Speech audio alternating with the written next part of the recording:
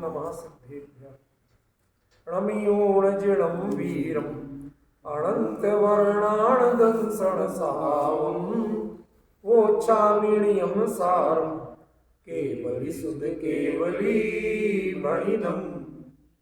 यह नियम सार प्रमागम है। इसमें अजीब अधिकार, इसमें गाथा 21 से 24 चल रही थी। काफ़ी अंतराल हो गया, अभी भी इतनी अनुकूलता नहीं लग रही थी, लेकिन मैंने कहा शुरू करें वरना ये प्रमाद बन जाएगा। इसमें चारों गाथाएं हम पढ़ते हैं, फिर मात्र जो 24वीं गाथा है उस पर थोड़ी चर्चा अपने को करनी है। और थोड़ी इसलिए करनी है कि इसके जो थोड़ापन है ना, उसका विस्तार अगली गाथा में आने वाला, इसलिए मैंने अगली गाथा लिख दी। ठीक है ना। ऐ थूल थूल थूलम थूल सुहमं च सुहम थूलम च सुहमं ऐ सुहमं इति धरादियं होदिचाभेयं भूपौ वदमादीया भणिदा ऐ थूल थूल विधिखंदा थूला इति विल्लेया सप्पी जल तेल मादिया छाया तव मादिया थूले दर खंड विदियाणाही सुम थूले बढ़िया खंडा चौरख विषयाय सुमा हवंती खंडा पाओ गाकम बगण सपुणो तब विलिया खंडा ऐ सुमा इति परुवेति। सरल अर्थ करते हैं संक्षेप में। ऐ थूल थूल थूलम, एक तो अति स्थूल या स्थूल स्थूल, यह पहला भेद है पुद्गल स्कंद का। दूसरा स्थूल नाम का भेद है। तीसरा स्थूल स्वयं स्थूल सूक्ष्म नाम का भेद है। चौथा सूक्ष्म स्थूल नाम का भेद है। पांचवा सूक्ष्म नाम का भेद है। और छठवां अति सूक्ष्म नाम का जो भेद है, ये यदि माने इस प्रकार धरादियम छब्बेयम होदी, ये जो स्कंद है वह पृथ्वी आदि के भेद से 6 प्रकार का होता है। ध्यान रखना, एक शब्द जो छूटा हुआ था प्रार्थ करने में, आज क्लियर कर रहा हूं, क्योंकि मैं तो जितनी बार पढ़ूं कुछ ना कुछ नया निकल आता है। इसमें होदी ये एक वचन है, जबकि 6 भेद ये बहुवचन है। जब वो 6 है तो उसे एक वचन क्यों प्रयोग कर रहे हैं आज? प्रश्न तो उठना चाहिए ना, जब 6 नाम गिना रहे हो वहां, ठीक है ना। तो उसका कारण ये है कि पुद्गल के मूल भेद 2, एक परमाणु और एक स्कंद। उनमें से पहला भेद जो स्कंद है, उस स्कंद 6 प्रकार का होता है। स्कंद के 6 भेद नहीं थे। अब आपके भेद और प्रकार में क्या अंतर? यदि भेद होते हैं वो होते हैं वस्तुगत, माने वह उसी रूप में रहेंगे। और प्रकार माने होता है स्वांग। आप सुबह पहले आलसी होते हैं, फिर मंदिर पहुंच गए पुजारी होते हैं, ऑफिस पहुंच के अधिकारी होते हैं, घर पर डाइनिंग टेबल पर फिर आप एक बुभुक्षित व्यक्ति होते हैं, ठीक है ना। शाम को घूमने फिरने या कुछ करते समय आप एक मौज मस्ती वाले होते, फिर रात को थके हारे होते हैं, सो जाते। तो ये 6 भेद आपके भेद हैं या प्रकार है? 6 परफॉर्मेंस आप दे रहे हैं, 6 भेद तो नहीं हुए आप। समझ गए? ये कॉन्सेप्ट कई चीजों में तकनीकी अंतर आता है। क्या हुआ? समझे? मेरा पॉइंट समझ में आया कि नहीं आया? ये आपको तकनीकी अंतर आता है 6 पे, और वो समझना पड़ेगा। भैया रिकॉर्डिंग सही करना, नहीं तो लोग मेरी जान खा लेंगे। सुनो ध्यान से। तो क्या कहा मैंने? 6 प्रकार हैं, 6 भेद नहीं। क्योंकि यदि भेद हो तो वह तात्विक रूप से मूल से होना चाहिए, वह हमेशा उसी रूप रहना चाहिए, ठीक है ना। कायदे से तो स्कंद भी एक पर्याय है, ये भी पुद्गल का असली भेद तो है ही नहीं। पुद्गल का असली भेद 2, अणु और स्कंद नहीं है। कि आपको उतना पता नहीं है, आगे मत बोलो। दो है कारण परमाणु और कार्य परमाणु। समझ गए? ये अणु परमाणु, ये जबरदस्ती की आगे बढ़ने की प्रवृत्ति कभी कभी आप ही को भारी पड़ जाएगी। हम लोगों को उत्साह तो होता है, उत्साह बहुत अच्छी चीज है, लेकिन तथ्यात्मक जिसका आपके पास बेस हो उसी का करो, बाकी धैर्य से सुनो। तो आगे चर्चा जो आएगी ना, वो कार्य परमाणु और कारण परमाणु की आएगी। इसलिए अब जो बचा स्कंद जो है, ये उसका औपचारिक वर्गीकरण है। क्यों? क्योंकि शुद्ध परमाणु अवस्था में जो उद्गल है वह मात्र केवल ज्ञान गम्य है, अन्य किसी के ज्ञान गम्य है ही नहीं। नरेंद्र बाबू क्या कहा? जो शुद्ध परमाणु है वह केवल ज्ञान गम्य है, अन्य किसी के ज्ञान गम्य है ही नहीं। तो यहां वक्ता और श्रोता दोनों कौन है? केवल यहां की बात नहीं कर रहा, नियम सार की बात। वक्ता भी छद्मस्त है और श्रोता भी छद्मस्त है। इसलिए जिनके ज्ञान में पुद्गल के नाम पर स्कंद के अलावा कुछ आने नहीं, इवन स्कंद की भी हर स्थिति को जो नहीं जान सकते, कुछ कोई जाने, वही उनके लिए बड़ा दूर की कोणी हो जाता है। तो इसका मतलब क्या है? इसका मतलब है कि उसको एक पक्ष बनाना पड़ेगा, उसे एक भेद बनाना पड़ेगा, बनाना पड़ा है। ये कायदे से भेद नहीं, क्योंकि द्रव्य के रूप में कहेंगे तो मात्र परमाणु जो है वही पुद्गल है, स्कंद पुद्गल है ही नहीं। स्कंद तो पुद्गल की पर्याय है। समझ गए? और ये कहें कि वह पुद्गल की पर्याय 6 प्रकार की होती है। समझ गए? तो मूल कर्ता क्या हुआ? स्कंद। तो स्कंद 6 प्रकार का होता है, 6 भेद होते हैं और स्कंद 6 प्रकार का होता है। बताइए, एक वचन और बहुवचन का अंतर आ रहा कि नहीं? जब आप कहें 6 भेद होते हैं तो वो किसके हो गए? भेद प्रधान हुआ, फिर वो वस्तुगत हो गए। और स्कंद 6 प्रकार का होता है, वह एक है और उसकी परफॉर्मेंस नहीं। बुरा मत मानना, आप विचारिए क्या कितनी बार इसका था फिर चर्चा कर चुके। इससे लगता है कि हम कहीं ना कहीं कुछ ना कुछ छूट जाता है जो हमें, इसलिए कई बार बारंबार विचार करने से बहुत कुछ अपने को स्पष्टीकरण होता है। ठीक है, तो ये हो गया भू पवदमादि। यह क्लियर है कि भू पर्वत आदि ये अति स्थूल या स्थूल स्थूल नाम का पहला प्रकार है।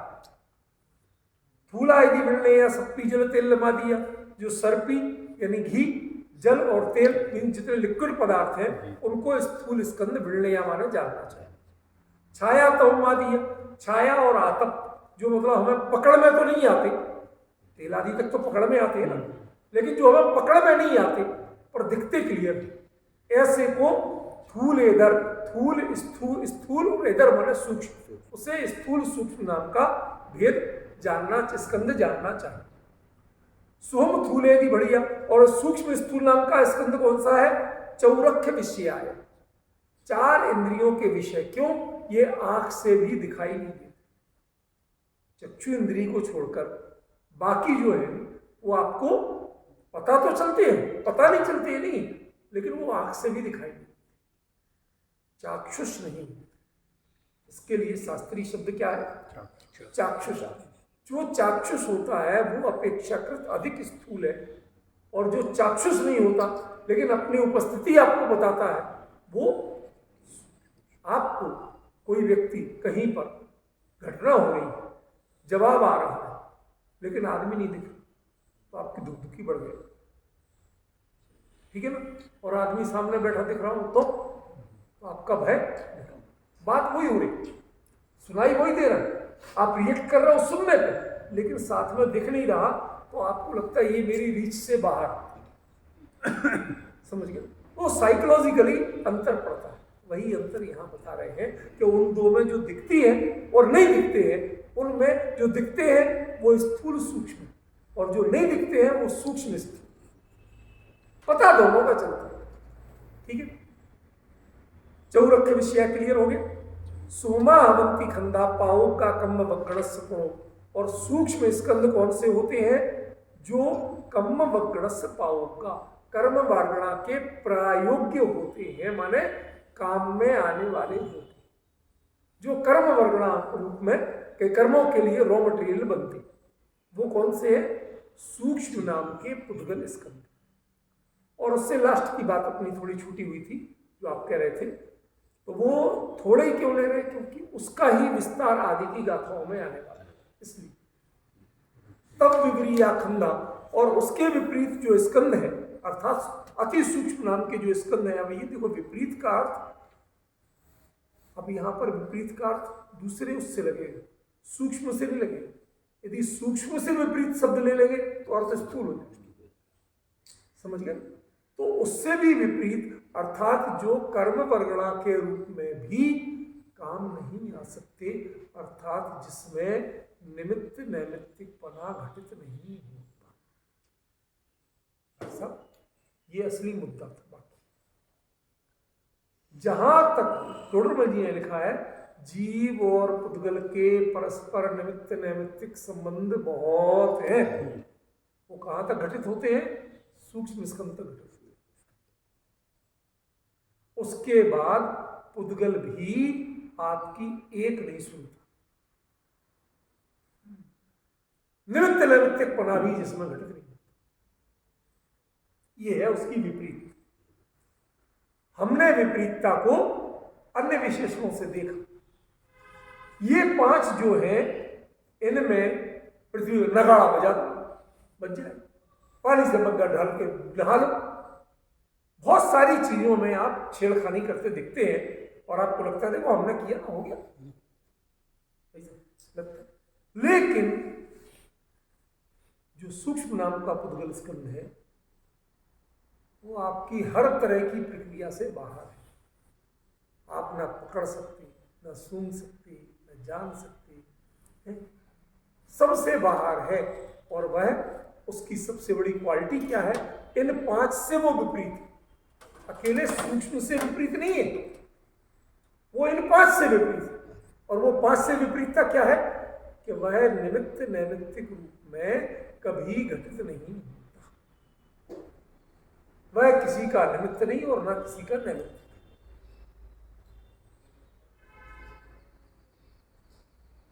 अब जब पुद्गल में भी ये चीज है, तो जो कुंद कुंद आदि आचार्य से लेके आध्यात्मिक सत्पुरुष कांजी स्वामी तक जो चीज कहते रहे कि एक द्रव्य दूसरे द्रव्य का कर्ता नहीं है, जिन शासन का प्राण तत्व है, वो चीज वस्तु से दिख रही है, वस्तु से,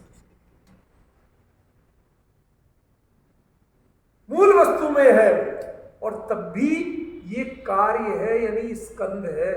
स्कंद माने कार्य, कार्य का कोई ना कोई कारण तो चाहिए, लेकिन जिसका ना कोई स्वयं कारण है और जो ना अन्य किसी का कारण।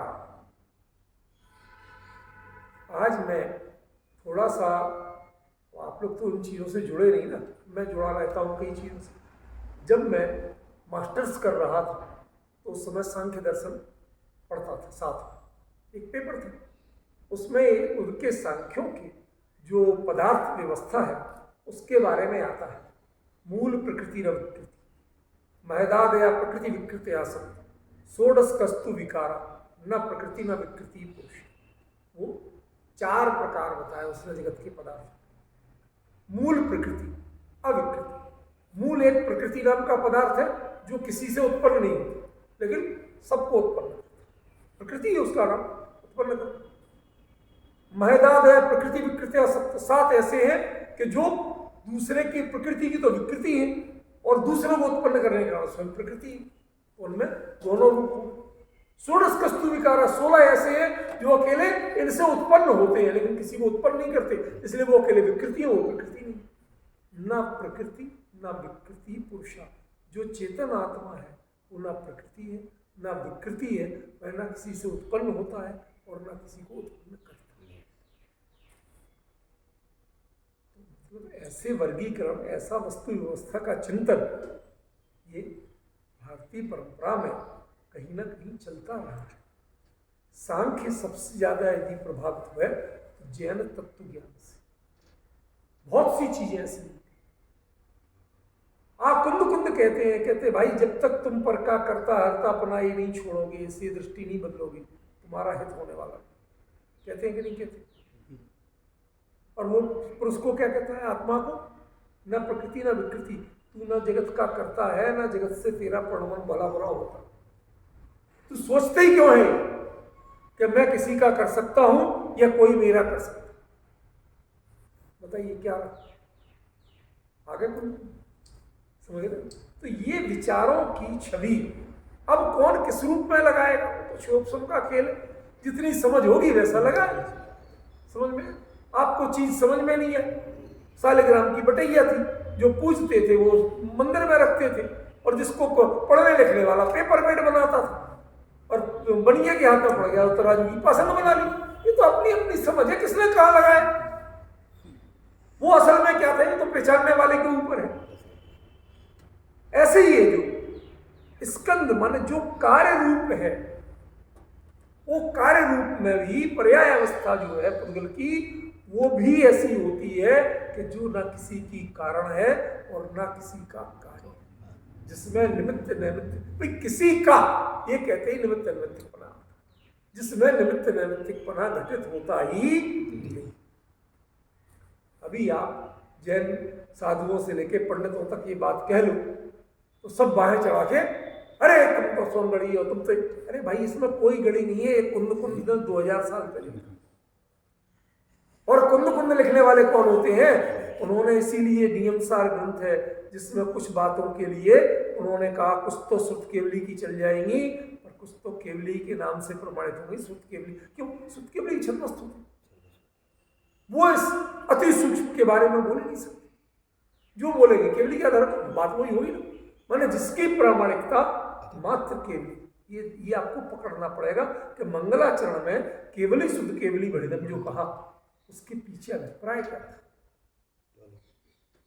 ऐसा। ये जब बारीकियां जो कुंद जैसे महान समर्थाचार्य जब कुछ गाइडलाइंस देते हैं, वो आपको हर गाथा में हर कदम पे घटाना पड़ेगा, पहचानना पड़ेगी कि ये बात शुरू में क्यों कही थी। देखो वो कहां निकल के आया। ये जो भेद है, ये भेद मात्र केवली गम्य है, केवल ज्ञान गम्य है। ये भेद की चर्चा श्रुत केवली भी नहीं कर सकती। समझ गए? श्रुत केवली तो कर्म की कर सकते हैं, हाँ कर सकते हैं, कर्म उनके नहीं आता सीधे ज्ञान में, लेकिन उसकी जो मीमांसा करते हैं, भले वो केवल ज्ञान के आधार से करते हो, लेकिन वो चीज कम से कम आपको किसी न किसी रूप में रिफ्लेक्ट तो होती है। जैसे कोई व्यक्ति ने आपको पढ़ के एक कागज में कुछ बांध के दे दी, जब तुम्हें ये हो जाए, अब आपने पुड़िया खोल के उसमें था तो कुछ नहीं, लेकिन वो हो गया काम।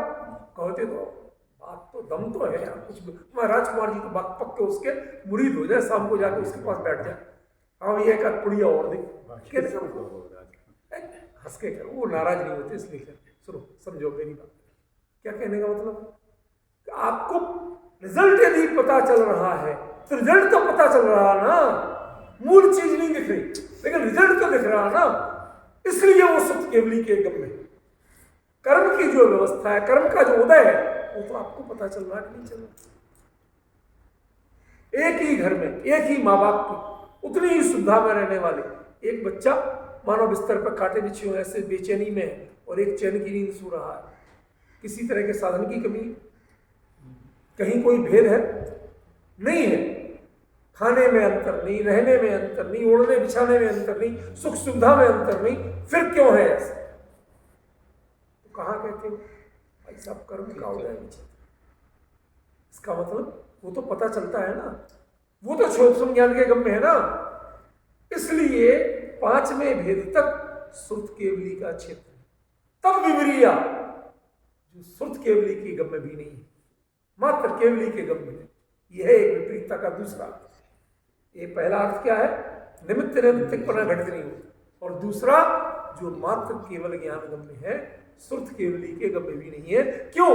क्योंकि इसके किसी भी कार्य का, किसी भी इंप्रेशन का रिफ्लेक्शन श्रुत केवलियों के भी नहीं होता, क्षोभसम ज्ञान में होता ही।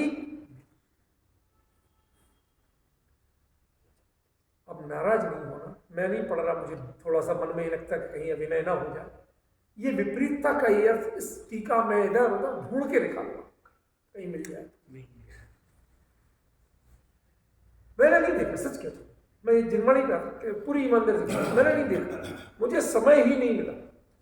इतने दिनों में भाई साहब, परसों आज मेरी हालत इतनी वो थी, मैं बोलने ही लायक नहीं था। हालत यह है कि अभी भी मैं गार्गल नहीं कर सकता हूँ, इतनी तकलीफ, समझ गए। पर आज मैंने भाव किया, नहीं बहुत दिन हो गए, छटपटा रहा था, पिछले संडे भी आना चाहता था पर नहीं बनी है। तो ये चर्चा करके मैंने कहा कुछ तो हमें भी तो टॉनिक चाहिए, तब तो चर्चा है, चिंतन, ये मेरा असली टॉपिक, मुझे सब दवाइयाँ बेकार हैं। जरा समझिए कि इसके पीछे भाव क्या है, कुंद कुंद कहना क्या चाहते, और जो बात यहाँ कहना चाहते क्या उस दृष्टि से हम पकड़ भी पाए। यदि आप पिछले विशेषण के हिसाब से विपरीत शब्द लेंगे तो इसका अर्थ छूटते ही स्थूल हो जाए। भाई सूक्ष्म का विपरीत क्या होता है? स्थूल होता। तो पिछला सूक्ष्म था, यदि उससे विपरीत तो तत्शब्द का अर्थ क्या? भाई उससे विपरीत, तो उससे कौन है? उससे माने सूक्ष्म है, उससे माने कर्म परमाणु है, वो पांचों से विपरीत। और पांचों की दो क्वालिटियां हैं, एक निमित्त निमित्त घटित होना, चाहे उपचार से ही सही, और दूसरा वो सुप्त ज्ञान, क्षोभ ज्ञान, किसी ना किसी में। इसमें दोनों क्वालिटियां घटित नहीं होती, ना तो निमित्त निमित्तपना होता है और ना यह क्षोभ से गम्य है किसी भी रूप। ऐसा एक उद्गल स्कंद, ऐसा एक उद्गल का पर्याय भेद, वो क्या है? अति सूक्ष्म नाम का। जितनी महिमा करो इस पर, तो संजय भाई यदि बुलवाओगे तो 4 से 10 घंटे अकेले एक पॉइंट बोलूं कि जो निमित्त नैमित्तिक नहीं है। आज सारी जिंदगी हमारी बीती जा रही है, सारा जितना मोह जाले निमित्त नैमित्तिक, यदि ये दृष्टि में से निकल जाए तो भाई सब जगत के जो आ रहा जा रहा, क्या आपको किससे हर्ष हो, किससे विषाद? सबसे बड़े ज्ञानी हो जाओ आप, यदि निमित्त नैमित्तिक की दृष्टि छोड़ दो, सबसे बड़े ज्ञानी। आपके जितने राग दोष मोह पैदा हो रहे हैं वो कैसे हो रहे हैं? मैं कर सकता हूं, ये कर सकता है, मैं कर सकता हूं, ये कर सकता है, ये ऐसा करेगा, मैं ऐसा करूंगा। ये शतरंज क्या है? शतरंज क्या है? तू ऐसा करेगा तो मैं ये चाल चलूंगा। सारा दिमाग, सारा जीवन पर से कल्पित संघर्ष में बीत रहा। कल्पित संघर्ष नाम दे रहा हूं, ये नाम याद रखना। कल्पनाओं का संघर्ष है, वस्तु में कहीं कोई संघर्ष नहीं, वस्तु में कहीं कोई विरोध नहीं है, वस्तु का स्वरूप ही नहीं है एक दूसरे के विरोध में चल। लेकिन पूरा जीवन इसी में,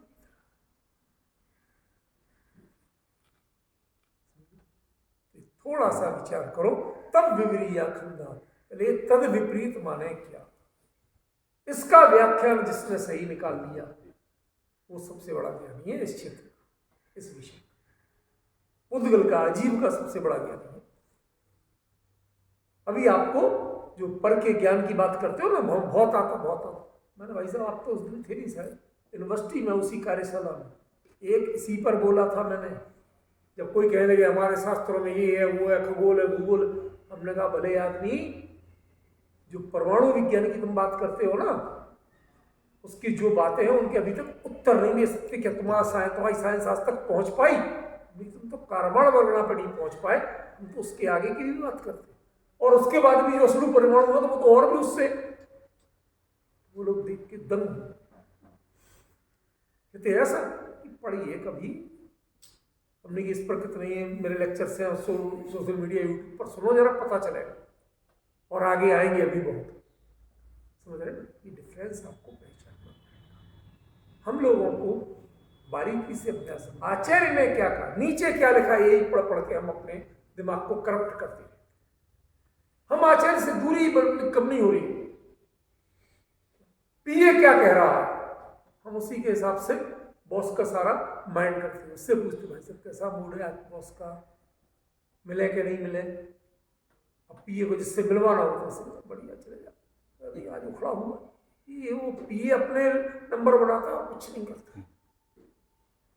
समझ गए? बेहतर है आपको जो करना वो सीधे करो, पता चलेगा। यदि आप गलत नहीं है तो भय किस बात का?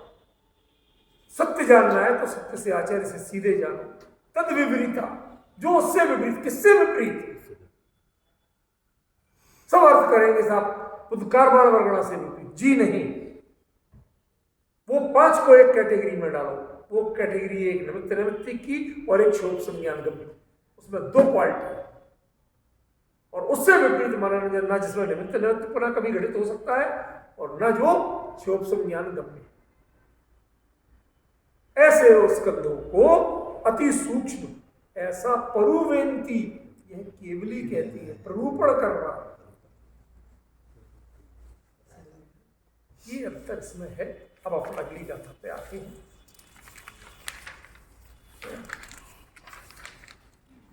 धाउ च उक्तस्य पुणो जम्हेउ कारणं हितं मेयो खन्नाणं अवसाणु प्राणवो कज्य परमाणु। देखो भैया, ये तो तय है कि विषय बहुत सूक्ष्म है, समय तो लगेगा, लेकिन हम जितने स्टेप चलेंगे उतने स्टेप पर रहना, आगे पीछे का चिंतन मत करना तो समझ में आएगा।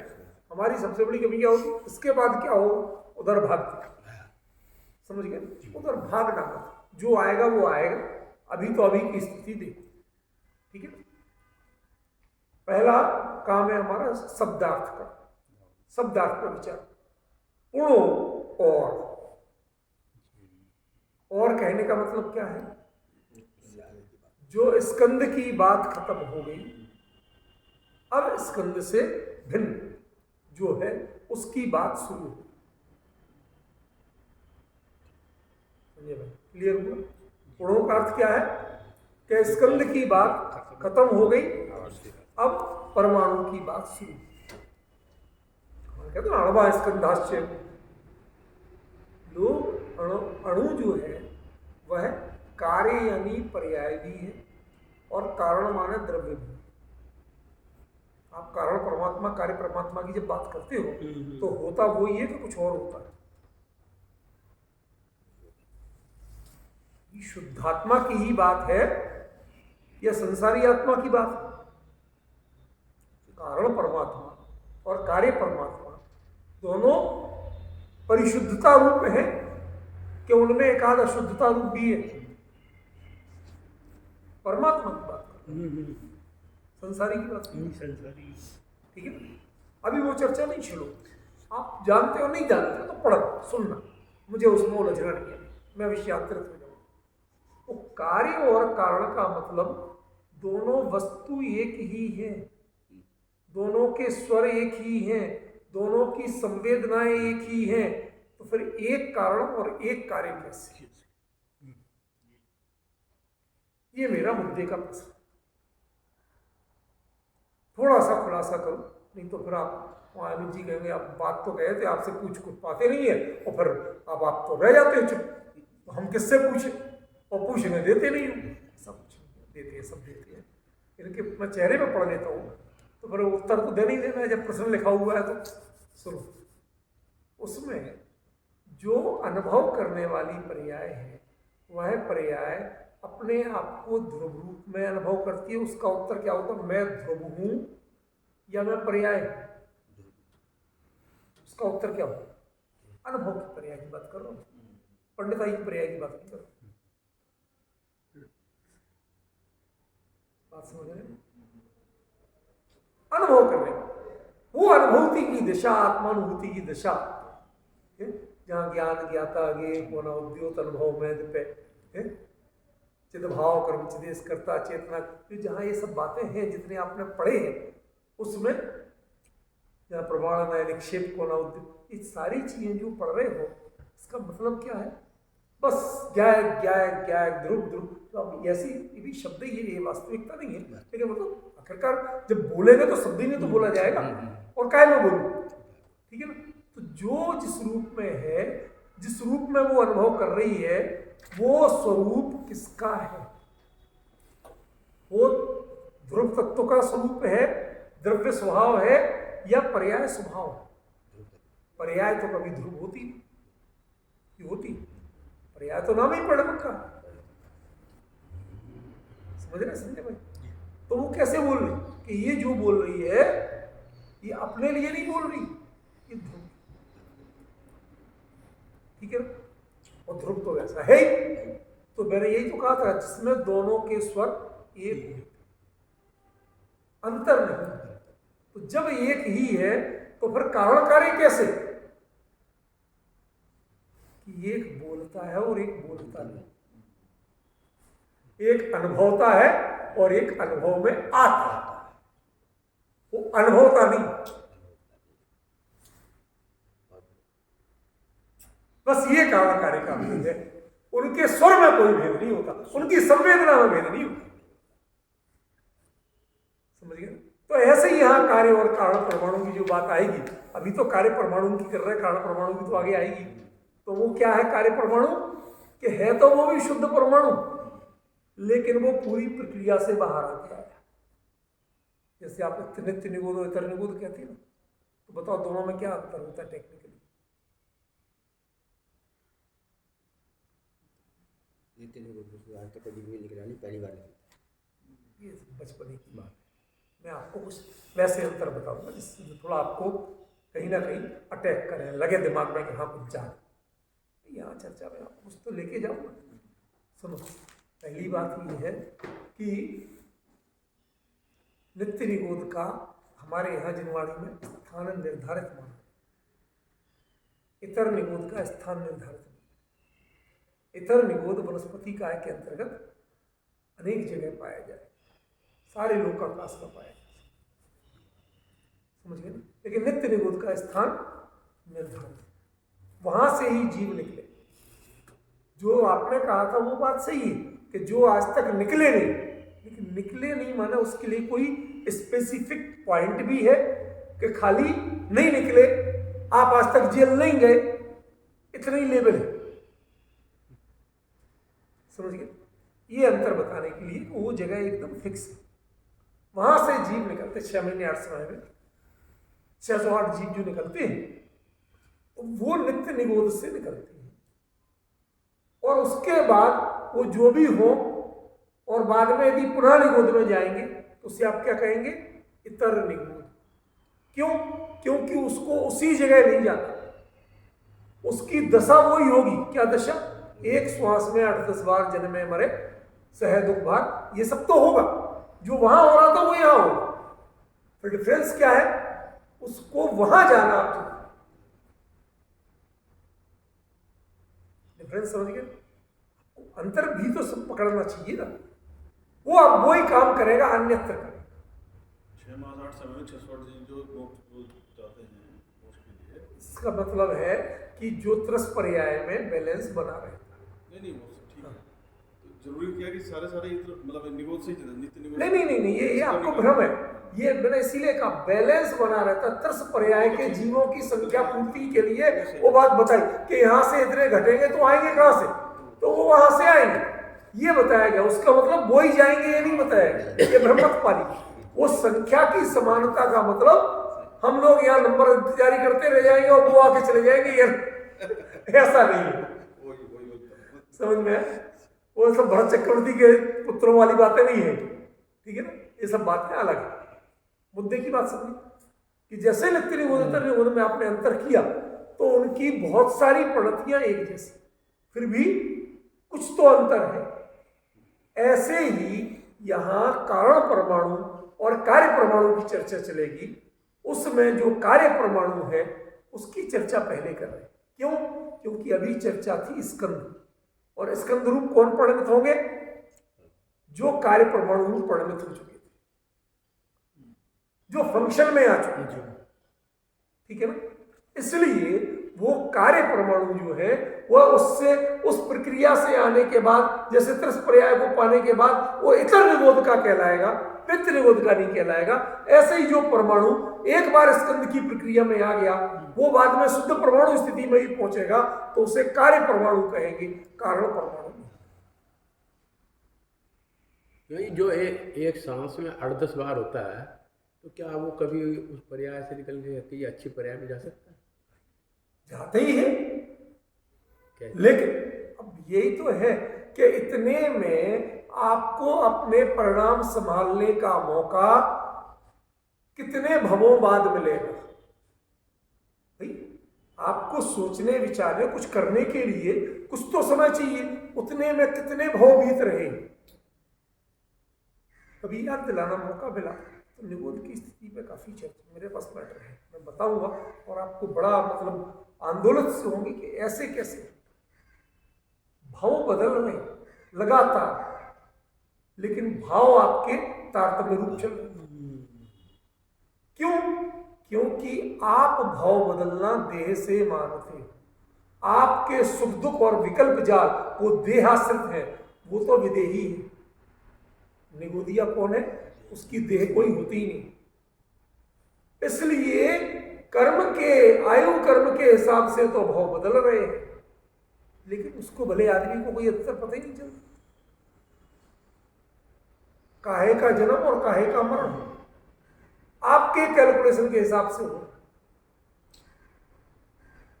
उसके हिसाब से कुछ समझ रहे। इसलिए उसकी जो चिंतन धारा है, अनुभव की धारा है, जैसा वो जो सोच रहा, अब वैसे में कभी कदाचित परिणाम थोड़े बेहतर हो जाएं राजकुमार जी, और उन परिणामों से बनने वाले कर्मों का समूह बेहतर हो जाए और उनका उदय बेहतर आ जाए तो झटके से निकल के बाहर आ जाए। देह तो उनकी होती होगी, नहीं होती 8 साल। भाई यही तो, और क्या बता रहा हूं, मेरी समझ में तो क्या ऐसा ही आ रहा है। हाँ, तो देह नहीं होती है, आयु कर्म के कारण ही उनका जन्म और मरण कहा गया है, देह नहीं होती है। क्यों? क्योंकि यदि देह की प्रक्रिया हो तो मिनिमम जगन्यंतर मुहूर्त तो लगेगा जन्म होने में। हाँ, तो एक श्वास में 18 बार जन्म मरण कहां से करोगे? इसीलिए तो मैंने कहा ये कई ऐसे विषय हैं अमित जी पर हमारी कोई चर्चा नहीं। तो निगोद के परिणामों की स्थिति उसमें क्या क्या होता है, कभी जब चले जाएगा ना आपको नाचने का ये चीज पता ही नहीं थी, सोची नहीं थी। और अपना ये कभी किसी को कोई विषय आ जाए, शांत मन से ज्ञानियों का लक्ष्य करके विचारते जाओ, आप अपने को माइनस करो।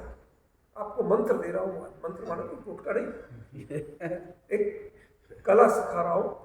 आप अपने आप को मैं क्या जानता हूं, मैं क्या कर रहा हूं, इस मैं को माइनस करो। ज्ञानी क्या कह रहे हैं उस पर विचार, ज्ञाता तू क्या कह रहे हैं जान रहे। हमें अपनी बुद्धि का मैं इसको ऐसा मतलब जानता हूं, मैं इसको ऐसा प्रयोग करना चाहता हूं, सारा माइनस। आज सारे लोग जितना बुद्धि का व्यवसाय कर रहे हैं, समाज में कौन सा वर्ग हमारे साथ आएगा? साधुओं के पास जाने में ज्यादा भलाई है कि इनके पास जाए? ये सारे कैलकुलेशन नगद नारायण की चल रहा है। समझ में? कोई स्टैंडर्ड नहीं लोगों का, कोई विचारधारा नहीं। एक क्षण में यहां गीत गाते दिखते हैं, दूसरे क्षण में वहां गीत गाते हैं। सब जगह लिफाफा चाहिए, लिफाफा कीमती लिफाफा है और कुछ नहीं। 2000 रुपये का परमिट है वहाँ करोल बाग में, पता है आपको? मेरी बात समझ रहे? ये क्या अंतर है? आज जो अपने आप में बड़े मुमुक्षु विद्वान कहलाते और बड़े नामे होते हैं, कारण यही है आज हर जगह व्यवसाय चल रहा है और व्यवसायी चल रहे हैं। आज सत्य को सुनना और पचाना न सामने है न इधर है। जिनवाणी बीच में सबके होती है, लेकिन दोनों ही जिनवाणी की उपेक्षा करके चल रहे हैं, इनकी परवाह कोई नहीं करता। जब आप इनको प्रमुख कर दोगे तो भाई साहब आप सही चीज के नजदीक पहुंचेगा। आपको पूरे लोक का आकर्षण छोड़ना पड़ेगा, तब इसके नजदीक पहुंचोगे। यदि लौकिक आकर्षण आपके जीवन में व्याप्त है, दृष्टि में व्याप्त है, आप ज्ञानियों के सत्य को नहीं निकालोगे। समझ में? आपको मेरी बात कड़वी लगे तो लगे, लेकिन मैं बड़ी ईमानदारी से कह रहा हूँ, किसी की समीक्षा के लिए नहीं कह रहा हूँ। ये बात आती क्यों नहीं? कभी किसी से पूछे वैसे निगोद क्या होता है, वो 5 मिनट से आगे भूल जाए तो बता। मैं कह रहा हूं 5 घंटे भी कम पड़े। अब कहां से आएगा? जिनवाणी में कहीं लिखा नहीं इससे ज्यादा बैठा, समझ गया? कहां से आएगा? उसके पीछे क्या तात्विक चिंतन है? अरे हम जीव हैं, सब उन स्थितियों से गुजरे हैं, उन परिणतियों को आप, राजकुमार जी ने बड़ा मार्मिक प्रश्न किया है, बहुत दिनों बाद उन्होंने इतना मार्मिक प्रश्न किया कि वह कैसे सुधर सकता है जब एक श्वास में 18 बार जन्म मरण करना है। पहले तो हमें भी लगे जन्मते ही मरता रहेगा तो थोड़ा विचार कब करेगा? विचार करने में उसे अंतर क्या पड़ा? ट्रेन में बैठे, स्टेशन बदल रहे, दूरी बदल रही, मैं फ्लाइट में बैठे आराम से लिखता रहता हूँ, उनकी ट्रेन तो फिर भी डिस्टर्ब कर देती, हिलती डुलती, वो जा रहा था हिलती डुलती नहीं जब तक बादल वगैरह नहीं आए, चलता मैं आराम से लिखता रहता हूँ। इतनी दूरी पार कर गई और आपको लिखने में कोई मन नहीं, मेरी को क्या बदल रहा, वो उड़ रहा, वो उड़ रहा।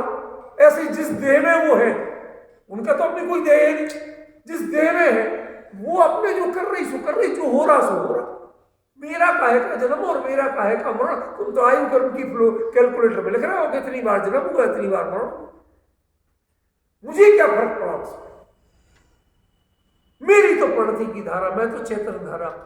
निगूढ़ अवस्था में शब्दों को क्षमा करना वह 1000वां हिस्सा इसी प्रसिद्ध जैसा होता है। अशरीरी सिद्ध भगवान उनकी ज्ञान धारा कभी संयोग से खंडित नहीं होती और उसकी ज्ञान धारा कभी संयोग, चाहे वो अशुभ माने चाहे शुभ माने, जो कुछ भी करे, कौन खंडित करने वाला? एकदम घंटे की बात, मतलब आज तक मैंने सोचा नहीं था क्या कह रहे हैं। अब आपको समझ में आ रहा है मैं कह रहा हूँ 5 घंटे बोलूँ तो मुझे घाटा नहीं पड़े, अब सब थोड़ा क्लू तो मिल रहा है ना। ये विषय है, ये दृष्टि है। आप ज्ञानियों के नजदीक बैठना सीख लीजिए, आपका जीवन बदल जाए। समस्या ये है हम अपने मैं को खड़ा रखते, हम संयोगों को खड़ा रखते हैं। हमने उनके देखे आचार्य यहाँ क्यों कर रहे हैं कार्य परमाणु कारण परमाणु स्कंद की बात? तुम जिनके चकाचौंध में उलझे हुए हो, जिनके ज्ञाता बनते हो, तुम उनको जानता कितने? कारवाण वर्णाओं को भी फलई को देख देख के मानते रहते हैं, हमारी कोई है तो सही। जैसे भूत प्रेत को मानते, दिखता नहीं है लेकिन कुछ ना कुछ घट जाए ऐसा तो आप मानते हो, अपने आप लाइट जल बंद हो रही है, हाँ भाई है। जैसे आपको इन चीजों से वो डायरेक्टर दिखाते हैं, भूत प्रेत तो दिखाते नहीं, समझिए? ऐसे ही आप कर्म को मानते, रिफ्लेक्शन के कारण, उदय के कारण। लेकिन उसके आगे भी है कार्य परमाणु, वो स्कंद जो अति सूक्ष्म स्कंद है, फिर उसके बाद में जो स्थिति घटित होती है वो अति सूक्ष्म स्कंद क्या है, और फिर ये कार्य परमाणु क्या है, ये यात्रा कैसे घटित हो रही है, कौन जान रहा है? ये बड़ा सूक्ष्म विषय। ऐसा ही सूक्ष्म जब जीव के बारे में लोगे आप तो वो निगोद आ जाता। तो हमें इन विषयों पर कभी कभी तो कोई चर्चा करें। अच्छा, एक आजकल और नया सगुफा चल गया भाई साहब, मैं तो आप लोगों से कहता हूँ बिल्कुल बच के रहे। आज मोक्ष विद्वानों में एक बड़ी विचित्र प्रवृत्ति आ गई, वो आपको फोन करेंगे सदाशय से आपका बन के, ठीक है ना, और उसके बाद उल्टे सीधे प्रश्न मने ऐसे ही करें, भाई साहब हमें कुछ आपके बारे में ऐसे ही जानना है, और रिकॉर्डिंग करेंगे और दूसरे के ग्रुपों में पोस्ट कर देंगे। ये छल की वृत्ति चल गई है, आप पहचान ही नहीं पाओ अगला क्या कहना चाह रहा। अचानक कोई बात आए तो आप क्या कहोगे दुविधा में, तो पता भी तो चले कि अगला प्रश्न कहाँ से कर रहा, क्यों कर रहा, वो कुछ नहीं, कोई बात छेड़ी, अब आप लोक शिष्टाचार में कह रहे कि शास्त्र के आधार पर कह रहे, क्या पता क्या कहोगे? भाई तबीयत कैसी है ये पूछा आपसे, अब क्या उत्तर दो? लोक शिष्टाचार की बोलो कि शास्त्र की बोलो? दोनों बताओ। नहीं, मैं यही तो, अब आप जब तक समझ नहीं पाओ कि अगला क्या पूछना चाहता, और वो रिकॉर्ड करके देख लो साहब ये तो ऐसा मानते, और वो बिना बताए पोस्ट करने लगते। आजकल मैं गैर आदमी से बात कर लूं और वो मोक्ष विद्वानों और ज्यादा परिचितों से बात करने को तैयार नहीं। 3-4 घटनाएं मेरे साथ अभी इसी पीरियड में हो चुकी, 1 महीने। लोग रिकॉर्ड करके यूं डाल देते, बाद में से घूम के लोग कहते भाई साहब आप ऐसा बोल रहे, वो लोग उसके ऊपर शीर्षक अपना चस्पा कर देंगे कि ये इस विषय में ऐसा बोल रहे। अब आपने उस विषय में पूछी नहीं था, पूछा कहीं और था, बात कहीं और की कर रहे थे, हेडिंग आपने बदल दी। इसलिए आजकल मैं कहता हूं ज्ञानियों को सामने रख के जो तत्व चर्चा हमारे आपकी, इसके अलावा मुझे कहीं बात करने का मन नहीं। कितना सूक्ष्म विषय है। आचार्य क्यों कह रहे हैं कार्य प्रमाणों की चर्चा, और कौन? अति सूक्ष्म पुद्गल स्कंद के बाद, मतलब ये उससे और उसके बाद कारण परमाणु क्या होगा आप सोचिए। ये पुद्गल के बारे में इतना ज्ञान जब आपको हो, उसका मतलब क्या है? मतलब जानते हो आप सचिन बाबू? इसका मतलब ये है कि अभी आपको, और ये जो संख्या है ना, कार्य परमाणु, कारण परमाणु, अति सूक्ष्म, ये पुद्गल का मोर देन 90% हिस्सा है। ये शब्द जरा नोट कर लेना, बाद में कभी बताऊंगा, अभी तो नहीं बता सकता, समय नहीं बचा, 2-3 मिनट बचे। क्या ये नोट कर लेना? ये पुद्गल का मोर देन 90% हिस्सा है। जो आपको पर्यायों इसके स्थूल स्कंदादि के रूप में जो दिखता है ना, वो लेस देन 10% पुद्गल। जैसे 30 पर्याय में जितने दिखते हैं ना, वो लेस देन 10% जीव है। 10% भी बहुत ज्यादा बता रहा हूं। बाकी या तो सिद्ध है अशरीरी या नित्य नित्य। भाई साहब अनादिकाल से 6 महीने 8 समय में 608 निकलते आ रहे, और वहां कोई टोटा नहीं पड़ रहा। इससे आपको वहां की संख्या का अंदाज लग रहा, और इतने ही मोक्ष जा रहे तो वहां कितने बढ़ते जा रहे अंदाज लग रहा। तो तुम हो कितने? जहां तुम तो जहां के तहां हो ना, एक बढ़े ना एक घटे, जितने उधर गए उतने इधर आए, और तुम अपने आप को मानते हो हम ही सब कुछ है। ऐसे जो आपको 30 जीवों की जितनी वो लगती है ना, अपने आप को ज्ञाता बनते हो। जब जानोगे कि आपकी संख्या कितनी सी है, कितने से हो, समुद्र में बूंद जितनी हालत स्थिति है, ऐसी ही जो आप चकाचौंध वाला पुद्गल देखते हो, प्रणतियां देखते हो, निमित्त निमित्तपना देखते हो, ये सब क्या है? ये लेस देन 10%, बल्कि लेस देन 1% वाली बात है। वो है माने अधिकांश पुद्गल भी तुम्हारी एक सुनने को तैयार नहीं है, तुम्हारे कर्तावाद को मानने को तैयार नहीं है। वो आज तक ना तुमसे प्रभावित हुआ, ना कभी होगा। तुम ही मूर्ख हो जो बैठे बैठे वो आप पकाए रहते। समझ में आया? तुम देखते रहते हो, फूल खिला देखो, फला खा डाली, सब देख देख के पागल बन रहे हैं। ये आपकी ही जड़ता है। और भाई साहब ये जो बता रहे हैं विस्तार, उनके चकाचौंध से तुम जानते कितना हो पुद्गल को, विरत हो। अभी तो वो चर्चा आएगी लौट के, किरणीय भावना निमित्तम और विवरीय परिहर्थम। ये तो अभी चर्चा लौट के इन गाथाओं पर होगी। अभी पहले इनमें जो सामान्य कहा है वो तो जान लो, समझे ना? तो भाई ये विषय को जानना है तो बहुत धैर्य चाहिए। नियम सार जैसे ग्रंथ को पढ़ने के लिए, प्रवचन सार जैसे महान ग्रंथ को समझने के लिए बहुत पेशेंस वाले लोग चाहिए, और उतने ही ज्ञानियों कुंड कुंड के शब्दों पर समर्पित होकर बताने वाले चाहिए। इधर उधर की जो बात करेंगे ना, जिन्हें बताया उन्हीं को अता पता नहीं, तो आपको क्या मिलेगा? समझिए क्यों कुंद कुंद का इन 2 ग्रंथों में दृष्टिकोण, मैंने ये 2 ही क्यों लिए, आज आपको हृदय बता रहा हूं। जीवन रहते ये 2 पूरे हो जाए तो मैं अपने आप को बड़ा संतोषी मानूंगा। क्यों? क्योंकि और ग्रंथों के विषय तो फिर भी एवरेज हैं, इन 2 में उन्होंने अपने स्पेशल विजन दिए, और वो स्पेशल विजन कोई निकालने को तैयार नहीं है। क्योंकि आज मैं ईमानदारी से कह रहा हूं, टीकाकारों ने आगम के अनुसार बहुत बढ़िया लिखा, जो उपलब्ध द्वार संगी सूक्त के जो अंश है उसके अनुसार बहुत बढ़िया व्याख्या की, कोई गलत नहीं है। लेकिन कुंद कुंद जिस वेवलेंथ से बोल रहे थे वो उस वेवलेंथ के अनुसार, बस अंतर है। हम जो चर्चा कर रहे हैं वो कुंद कुंद की वेवलेंथ की चर्चा कर रहे हैं, जो उनके असली एम और ऑब्जेक्ट लेके जो चलेगी हम उस पर चर्चा कर रहे हैं। हम लक्ष्य को छोड़कर शब्द पर नहीं टिक रहे। हमारे शब्दों का व्याख्यान लक्ष्य पर केंद्रित है, अन्य का शब्दों का व्याख्यान आगम पर केंद्रित है, लक्ष्य पर। ये अंतर है। इसलिए मेरे मन में बहुत भावना, अभी भाई सच बताऊं 1 महीने से 50 बार विकल्प चल गया कि ये पूरा कर पाऊंगा कि नहीं। शरीर की परिस्थिति कभी कैसी होती, कभी कैसी होती है। मुझे सबसे ज्यादा मन में है भाव कि नियम सार और प्रवचन सार की चर्चा ऑन रिकॉर्ड पूरी हो जाए। यह बहुत जरूरी लग रहा, क्योंकि इन पर और कोई नहीं तो बताने वाला फिलहाल नहीं। इन दृष्टियों को हमें समझना होगा, ज्ञानियों का अभिप्राय निकालना सीखना होगा। कोई भी एक दो सीख गए तो आगे की पीढ़ी में कम से कम ये कला तो सुरक्षित रह जाएगी, वरना कुंद कुंद कुंद कुंद रह जाएंगे। सब व्याख्या करोगी सुनेंगे, कुंद कुंद की कोई विशिष्ट